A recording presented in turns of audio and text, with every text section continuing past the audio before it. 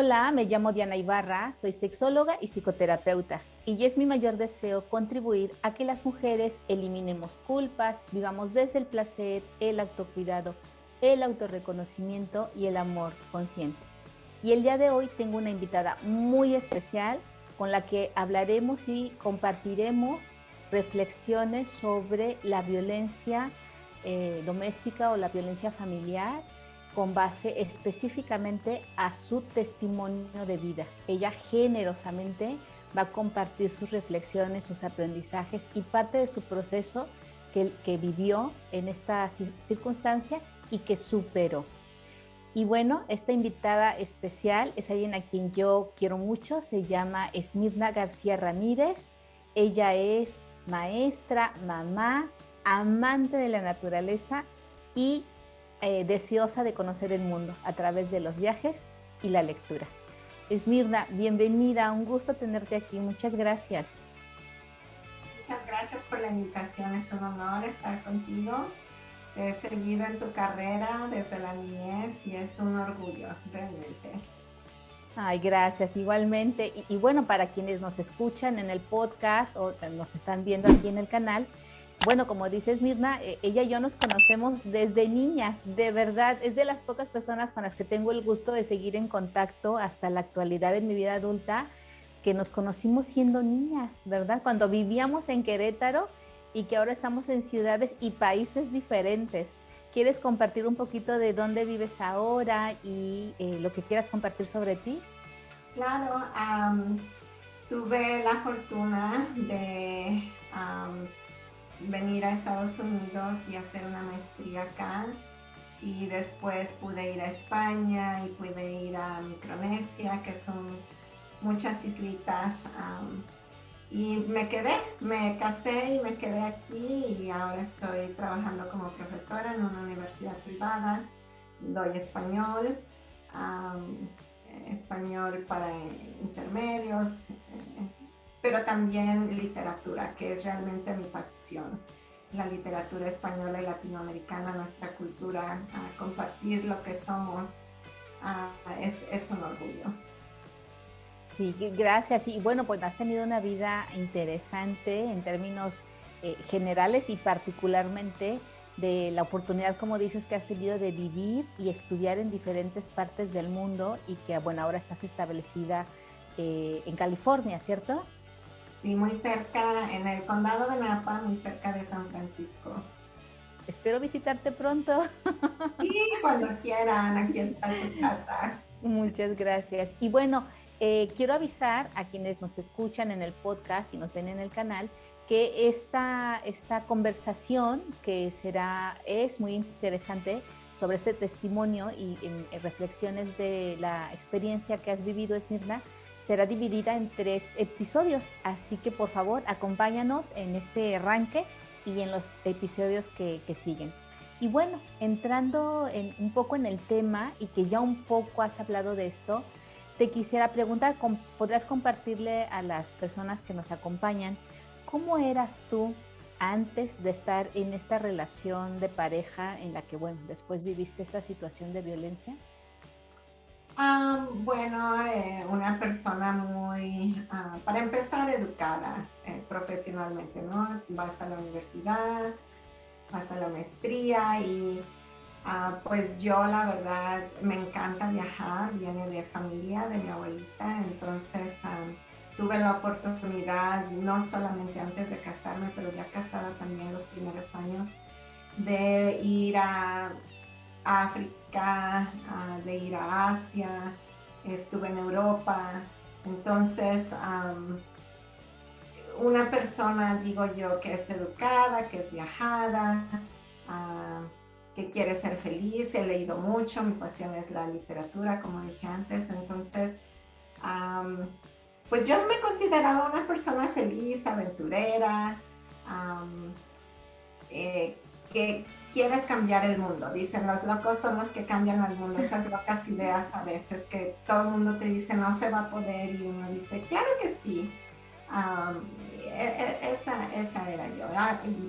Quería a mi familia muchísimo, pero hasta que uno no sale del seno familiar, uno no aprecia los amigos, la familia, el país, la tierra de uno. Ahora lo aprecio mucho más, pero en ese momento era la aventura. Buscar la adrenalina de viajar, conocer gente, conocer personas. Muy abierta, diría yo también. Y dime si estoy en lo correcto. Creo que recuerdo alguna vez de que igual que nos seguimos en Facebook, cuando hemos estado ya a la distancia física, que en algún lugar creo que vi que compartías que fuiste misionera, ¿no? Que ayudaste como en algunos proyectos o comunidades. Sí, así es. Me fui un año escolar a los estados de Micronesia. Son varias islitas. Estuve en la isla de Yap, Y-A-P. Es una isla muy pequeñita. Son 3 islas, de hecho. Y estuve de maestra de kinder y de español. Es gente que pues recibe educación de gente como nosotros que vamos como voluntarios. Y ahí fue donde aprendí inglés. Conocí a otra mexicana y las dos nos poníamos a cantar porque teníamos tanto que decir y no podíamos hacerlo en español. Bueno, yo no lo pude hacer los primeros meses, pero sí, así aprendiendo. Yo estudiaba mi lección de inglés y les enseñaba a los niños de kinder y ellos aprendían lo que yo había aprendido la noche anterior. Claro. Y entonces, bueno, yo te escucho y creo que quienes nos están acompañando en este episodio probablemente se están creando una imagen de esta mujer joven, esta Esmirna joven, ¿no? Aventurera, deseosa de conocer el mundo, intrépida, con un espíritu como muy aventurero. Y tal vez se están preguntando, ¿y cómo terminó en una relación donde vivió violencia, verdad? Y ahí entra como la pregunta como, digamos, introductoria al tema, ¿verdad? Eh, Entiendo que, bueno, como ya nos compartiste, te casaste y en este matrimonio, ¿cuánto tiempo estuviste casada y en qué momento y de qué manera tú te percatas que vives violencia? Y bueno, voy a ligarlo con la pregunta anterior que me hiciste. Precisamente fue en ese viaje misionero que yo conocí a mi esposo. Yo me fui de misionera porque quería servir, quería no solamente viajar, pero también servir, porque al final del día nosotros recibimos ayuda de la familia, de los amigos, y aquí en Estados Unidos de las iglesias y de mucha otra gente que simplemente tiene un corazón generoso. Y me ha tocado a mí recibir muchas cosas de personas así. Entonces yo quise hacer eso. Y, y aunado a eso, pues tengo que decir que soy una persona muy espiritual. Entonces, obviamente servir es parte también de mi naturaleza. Así que ahí lo conocí. Y los primeros años, diría yo, el primer año fue difícil porque es acoplarse dos culturas diferentes, dos familias diferentes, etcétera. Pero empezó todo con lo sexual, realmente. Tú sabes, el amor joven es rápido, es Apasionado. apasionado. Entonces, yo me quedaba a veces un poco insatisfecha, esa es la verdad. Y pedí que si podíamos ir a ver un sexólogo y me dijo que no. Y sabes, yo pensándolo años después, ¿ok? Esto es años después, yo empecé a tener resentimiento. Porque todos tenemos deseos y queremos ser felices y tenemos necesidades. Entonces, al no estar satisfecha, pues empiezas a resentirlo y no te das cuenta y tú piensas que no es así, pero el resentimiento se va acumulando y va saliendo dependiendo de cada persona en forma diferente. Y cuando él me dijo, no voy a ir a un sexólogo, lo podemos, sabes, nosotros como resolver, ni siquiera fue una plática, fue simplemente un no y yo lo acepté.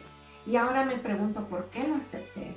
Bueno, tal vez por la educación que tenía. O sea, mi papá es enfermero y en mi casa siempre hubo enciclopedias y siempre hubo información y siempre, o sea, a mí mi papá me dijo el pene, la vagina y de eso se hablaba en casa. O sea, yo fui educada sexualmente, pero eso es solamente una parte. La otra parte es que tú como mujer tienes deseos, tienes derechos, tienes necesidades y está bien pedir y hay que decir qué quieres, cómo lo quieres. De eso no se me habló. Entonces tuve la parte técnica, científica, pero no la parte emocional, familiar, personal, etc.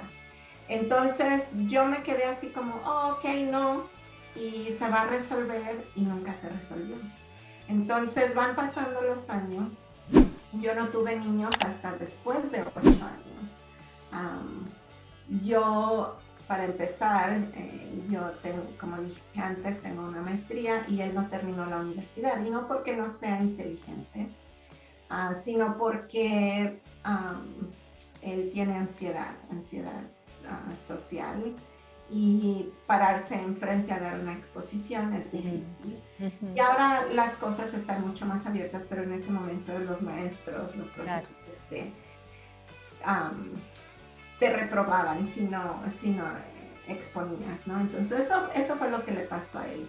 Pero es una persona muy inteligente. Entonces, el primer trabajo que yo tuve fue de directora de una escuela, y él me ayudaba con los niños de kinder, era el maestro de kinder. Y después de ahí, entonces, a lo que me refiero es que siempre hubo una disparidad profesional en donde yo tuve una posición más alta. Y yo pensé que no le iba a afectar a él, pero la verdad es que sí le afectó. Pues no sé, ¿verdad? No sé cómo le afectó, pero sé que le afectó. Pero a ti te impactó eso también. Es decir, claro, la forma como sea que a él le afectó esta situación, a ti te impactó.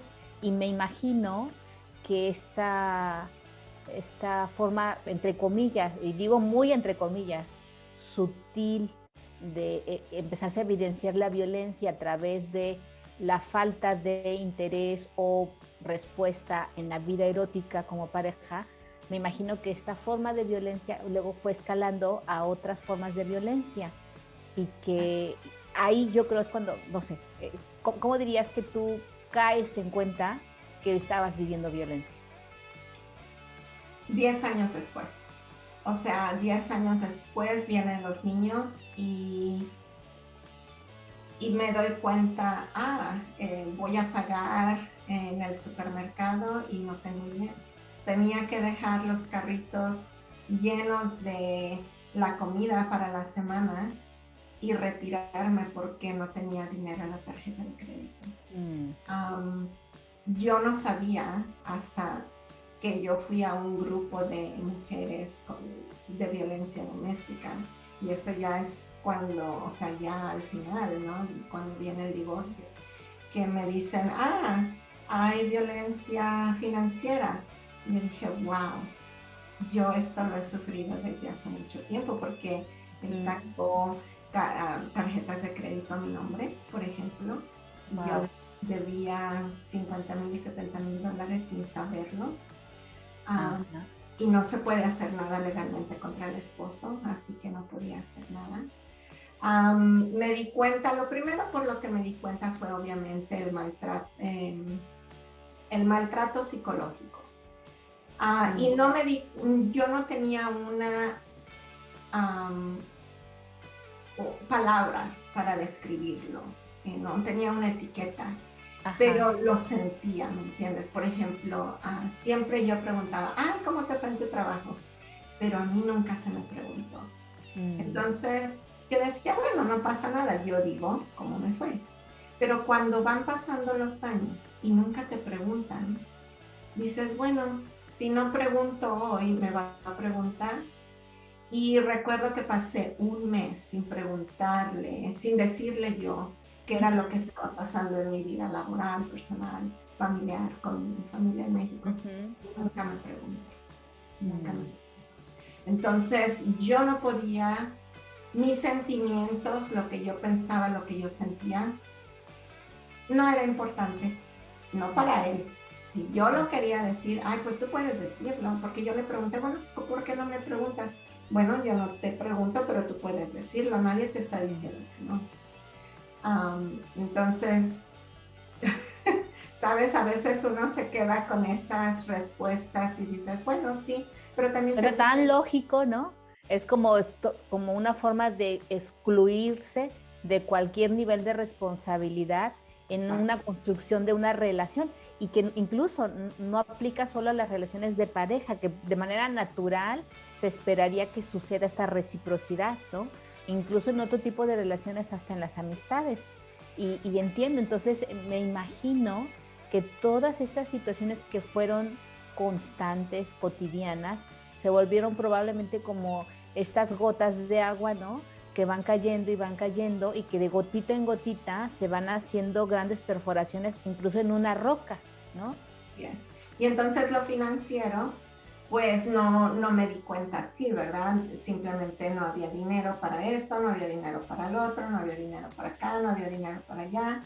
Yo siempre decía, bueno, ¿por qué? Pero yo metí la cabeza en el piso también y no me hice cargo de mis finanzas. Y eso fue un gran error. Entonces también ellos llegan hasta donde uno lo permite. Sabes, yo me callé mucho tiempo sobre mis sentimientos y entonces a mí yo empecé a estallar, yo empecé a llorar, porque una vez cada 9 meses, una vez cada 6 meses, una vez cada mes, una vez, y así, una vez diario. Y decía, es que quiero esto, es que necesito esto, y nunca se me dio. Para ti, que nos estuviste acompañando, muchas gracias también por tu presencia, por escucharnos, y si crees que esto le puede servir a alguien que conoces, por favor compártelo, puede ser tu manera de decirle, me importas. Gracias y acompáñame por favor en el siguiente episodio. Hasta pronto.